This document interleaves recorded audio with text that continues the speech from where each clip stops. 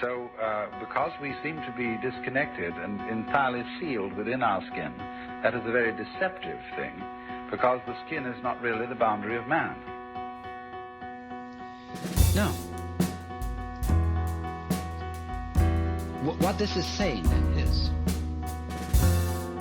that just as you don't know how you manage to be conscious, how you manage to grow and shape this body of yours,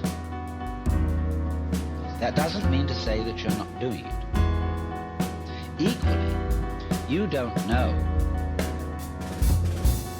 how the universe shines the stars, constellates the constellation, and galactifies the galaxies. You don't know.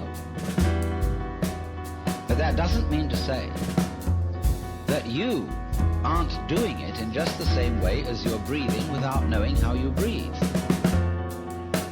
We do not know how it is done, just as we do not know, really, how musical, artistic, and literary genius is done. You cannot really teach it. You can put the tools for doing these things into people's hands, and you can show them how to use the tools.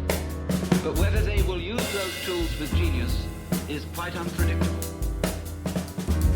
If you investigate yourself, what do you mean by you?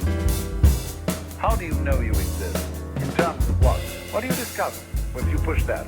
Why, you discover everything else that you thought wasn't you.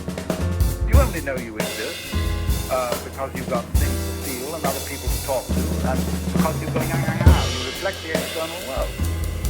So investigate you and you get the external world. And what happens if you investigate the external world? Well, you get you. You begin to see things in the depth that at first sight seem utterly remote. How could they have anything to do with us? They are so far off and so unlike.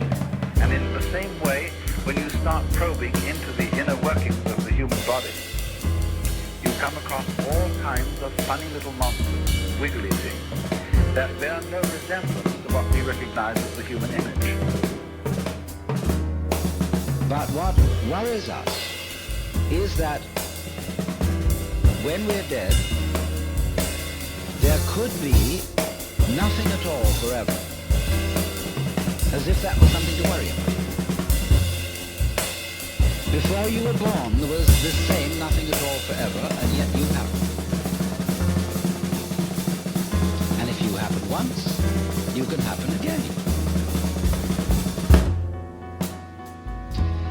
So, I reason that if I go back when I'm dead to the state where I was before I was born, couldn't I happen again? You know, what has happened once can very well happen again. If it happened once, it's extraordinary. And it's not really very much more extraordinary if it happened all over again.